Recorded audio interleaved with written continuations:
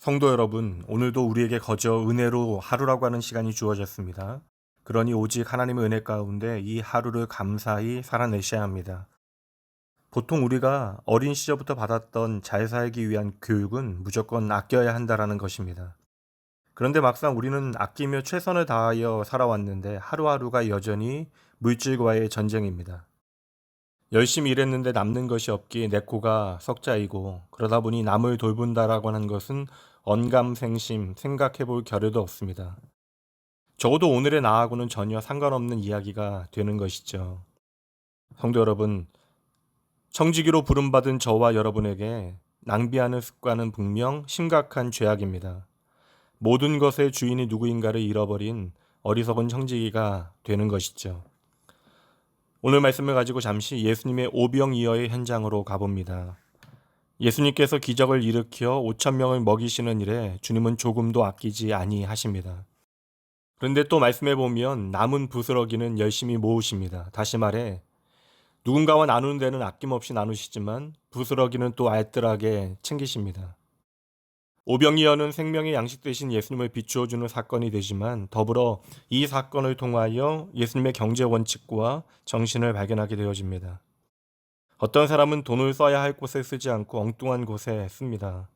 엄청난 돈을 필요 이상의 사치에 사용하고 또 그러면서도 작은 일에는 너무나 인색하기만 합니다. 그들의 소비의 원칙은 무엇이든 내게 이익이 되는 쪽을 선택하는 것입니다. 참 지혜로워요. 그래서 돈을 잘 모으나 봅니다. 그런데 많은 경우 그러한 삶은 나 아닌 타인에게는 지극히 인색합니다.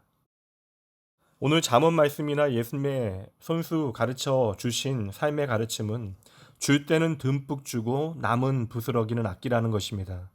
성도 여러분, 오늘 내 손에 들려있는 것은 결코 내 것이 아닙니다. 우리가 이것을 놓치고 살면 우리의 인생은 당장 편할지는 모르나 나중에는 분명 하나님 앞에 참으로 부끄러워질 것입니다. 오늘 말씀을 제가 다시 한번 읽어 드리도록 하겠습니다. 흩어 구제하여도 더욱 부하게 되는 일이 있나니 과도히 아껴도 가난하게 될 뿐이니라. 구제를 좋아하는 자는 풍족하여 질 것이요 남을 윤택하게 하는 자는 자기도 윤택하여 지리라. 내 마음의 빗장을 더 걸어닿게 되어지는 오늘의 현실입니다. 마음 독하게 먹고 살아야 그나마 나를 지켜낼 수 있을 것 같아요. 믿는 사람이나 믿지 아니하는 사람이나 동일한 삶의 현실 가운데 그러나 그들과 오늘 우리가 다른 점은 나의 삶을 주장하는 것이 하나님의 말씀이어야 한다는 것이죠. 그러니 도리어 모든 것이 부족하게 여겨지는 이때에 내 삶의 새로운 반전을 만드시는 하나님의 말씀을 붙드셔야 합니다. 온 마음과 정성을 다하여 돈만을 따라다녔던 것이 우리의 어제였다면 이제는 내 삶의 진짜 주인이 누구이신가를 정확하게 기억하고 온 마음과 정성과 뜻을 다해 하나님의 말씀을 따르셔야 합니다. 그리고 언제나 기도가 최후의 수단이었던 내가 기도를 최고의 수단으로 삼으셔야 합니다. 오병이어의 기적의 시작은 예수님의 감사 기도로부터 시작되어집니다. 감사는 내 삶에 하나님이 일하심을 아는 자만의 것입니다. 성도의 삶은 그저 누구의 도움을 받아야 하나 생각하기보다는 이제는 내가 누구에게 도움이 될 수 있을까 하는 영적인 풍족과 부유의 삶을 살아가야 하는 것입니다. 성도 여러분, 오해하지 마십시오. 이것은 단지 오늘 내가 얼마나 가지고 있어야 하는가의 문제는 결코 아닙니다. 하나님의 말씀이 보여주는 우리 인생의 가장 중요한 방향은 하나님 사랑 그리고 이웃 사랑입니다. 예수님께서는 친히 이것이 이 땅에서의 가장 큰 계명이다라고 말씀하십니다. 적어도 저와 여러분이 이 땅을 살아가며 하나님 사랑과 이웃 사랑은 지키며 살아가야 한다라는 것이죠. 열심히 살고 또 때론 눈 딱 감고 조금만 비겁해지면 우리도 좀 더 부자가 될 수 있을지도 모릅니다. 그러나 지금 내게 있는 것으로 나의 욕심만을 채우게 되어지면 잠언의 말씀대로 그것은 돼지코에 걸린 금고리가 되어질 뿐입니다. 성도 여러분, 의인이란 하나님의 계명을 지키는 사람들입니다. 다시 말해 우리는 예수의 십자가를 통하여 하나님의 말씀을 따르는 삶을 살게 되어진 것입니다. 물질이 있는 곳에 너의 마음이 있다 하신 주님의 말씀을 늘 기억하며 하나님과 이웃을 위하여 내가 가진 것을 흘려 보내야 합니다.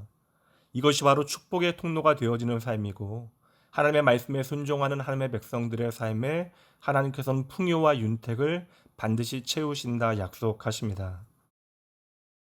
내게 있는 것, 내 것은 하나도 없습니다. 이제 내게 있는 모든 것으로 하나님의 은혜를 비추어 내셔야 합니다. 내 것이 아니기에 조건 없이 베푸셔야 해요. 그러나 부스러기는 버리지 말고 잘 모으셔야 해요.